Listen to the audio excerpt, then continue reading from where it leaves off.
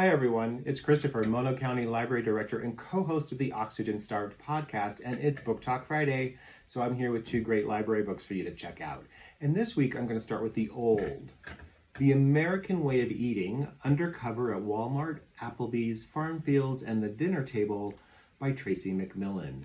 This came out in 2012, and the title and the approach to this expose is a deliberate riff on that classic from the 60s, Jessica Mitford's The American Way of Death, which exposed how so many seemingly family-run small-town funeral homes were actually controlled by massive corporations. In The American Way of Eating, McMillan set out to understand what is behind corporate American food culture.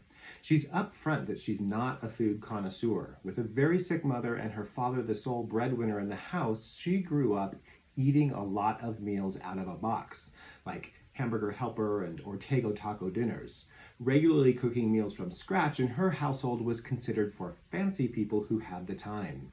Given the paradox that the actual fresh food basics can be more affordable to purchase than their pre-prepped counterparts, in 2009 she spent a year working undercover to understand how much it costs to eat well in America. It's not all about the receipt at the grocery store. It's often about time and lacking cooking skills.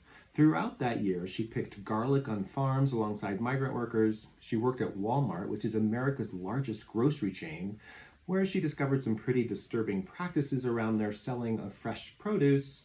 And trying to determine what you get for your dollar when you go out to eat, she worked in one of America's largest restaurant chains, Applebee's, in which precious little of their food is actually cooked from scratch on site. What she uncovers in this work is something startlingly simple. Everyone in this country, rich or poor, urban or rural, wants to eat good, fresh food, but not everyone can make that happen. The American Way of Eating sits nicely on the shelves with that growing range of books that address our food habits, from the likes of Michael Pollan and Warren Belasco. And this look at how our food cultivation habits have changed over the generations leads me to my choice for the new this week. Pastoral Song, A Farmer's Journey by James Rebanks, author of The Shepherd's Life, which I really liked. Like McMillan, Rebanks didn't grow up fancy. He grew up the son of a hardscrabble sheep farmer in rural England.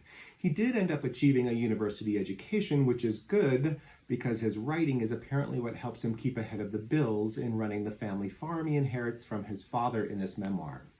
In it, he talks about remembering as a boy riding the tractor alongside his grandfather doing the grueling labor of old-style family farming and how he understood that would someday be him.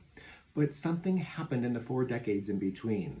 Large-scale farming based on ruthless efficiency and ever-increasing technology costs changed not just how his family had to farm to make ends meet, but the land itself. Large-scale farming replaced family farms, the worms disappeared from the fields, as did lots of naturally occurring flora and fauna. This struck him most when he was at the lawyer's office having his name added to the deed that had been in his family since the 1400s. Let me read to you what he says about that moment. My new role wasn't heroic, as I imagined it would be in my youth.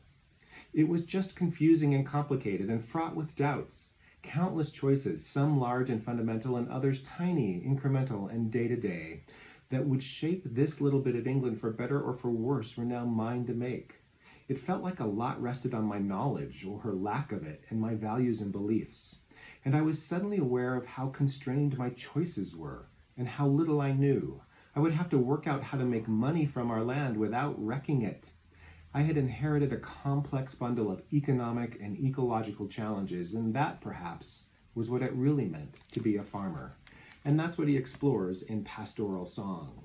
This book was shortlisted for many awards. It is the Nature Book of the Year from the Sunday Times, and I will tell you, my personal book critic, my little terrier Rayito, gave it his mark of approval as well, which gives me the chance to remind you, Mono County Libraries no longer charges daily overdue fines, but we do charge for lost and damaged books, and I just paid to replace this one.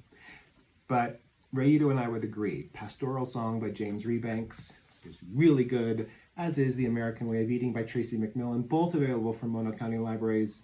Come and find your next great read. In the meantime, stay safe and happy reading.